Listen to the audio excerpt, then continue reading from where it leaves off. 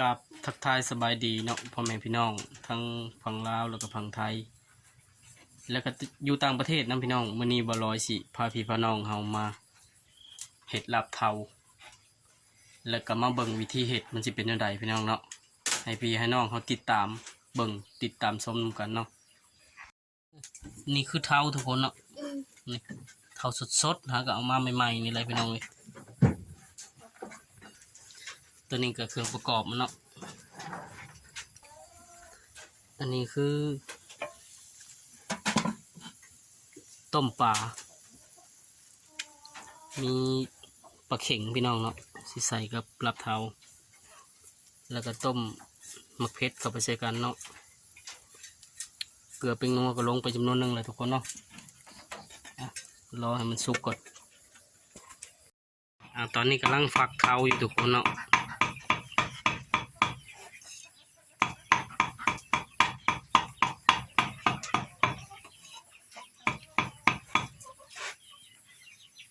นี่แต่บางคนก็ไม่ได้ฝักเลยได้พี่น้องเลยลาบเป็นตอนยาวเลยบางคนเนาะ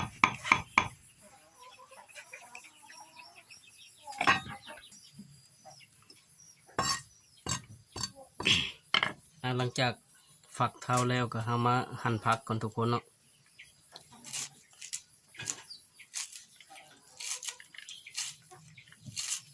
มีโต้เลยได้พี่น้องหั่นผักกันเนาะเอาแบบห่างๆยำทีๆเอา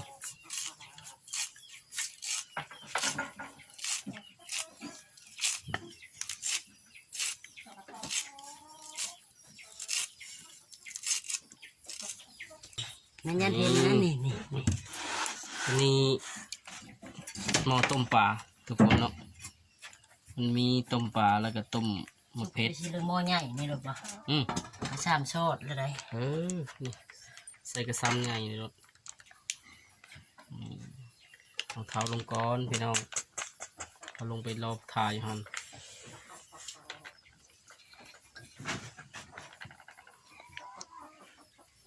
หลังจากนั้นก็ตักน้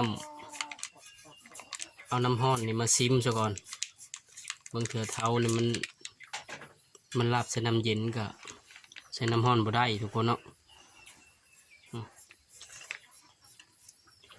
ผ่านโอเคพี่น้องเลยเท้าตัวนี้ลาบน้ำห้อนเนาะเท้ามันมีสองแบบ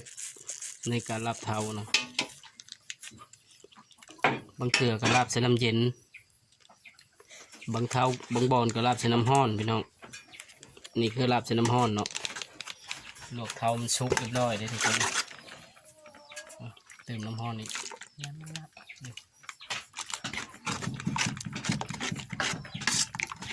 โอ้โห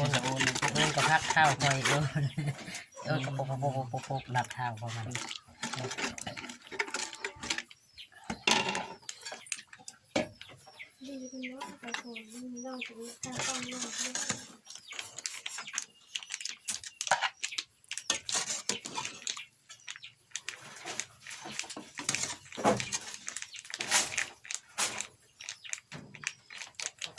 โดนต้มเลยทุกคนเลยบริกินลาบเท้าเนาะ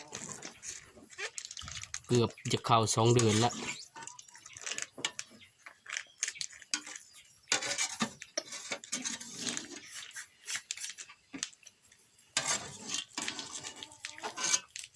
มันแล้วก็เซ็ง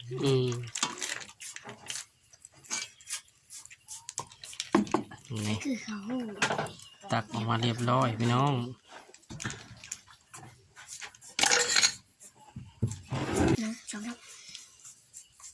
เก็บมะเขือใส่ครบก่อน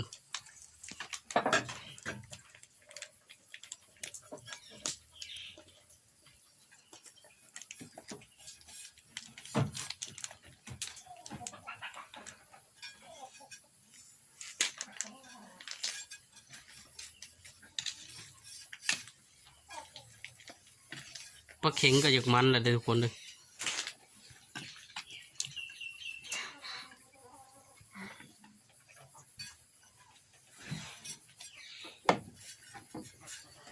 พี่น้องทั้งฝั่งไทยเอิ้นว่าปลาหมอ ม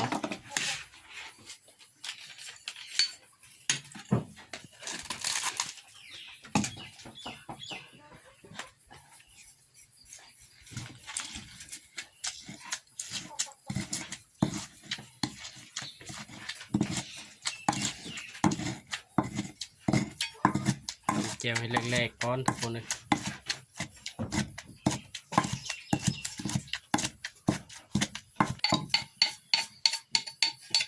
นะ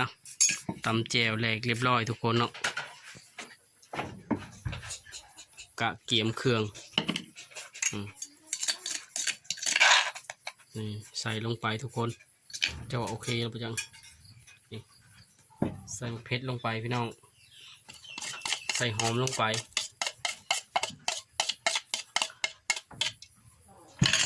อย่าเห็นนะลูกใส่ข้าวคั่ว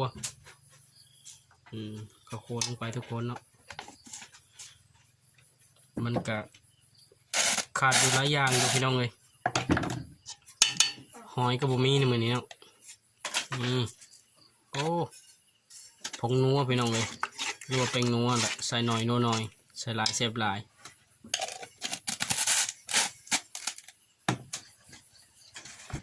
หลังจากนั้นก็มาอนามัยก้างปลาเอาก่อนทุกคน ปลานี่สีเอาไปได้แบบต่ำก่อนบอลรัวบีเป็นเอาแบบใส่เป็นตอนใหญ่ๆเลยพี่น้องเลย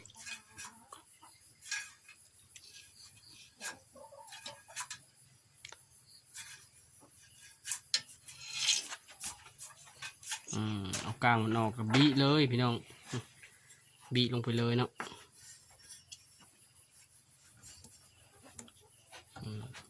ปลาโบของเราหลังจากใส่เนื้อปลาแล้วพี่น้องกับคนๆน้ำถั่วเนาะขาวๆนั่นคือเนื้อปลาทุกคนนี่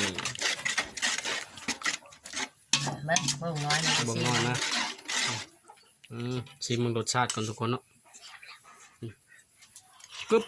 นี่ต๊อกแซ่บพี่น้องเลยอร่อยเยี่ยมไหมคือก็น้อยนึงจางหน่อยหนึ่งเอาเกลือแร่ลงไป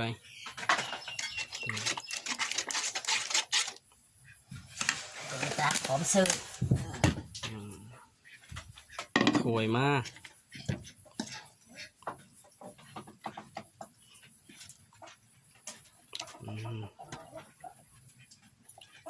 สีสันมันก็สีออกประมาณนี้ทุกคนเนาะ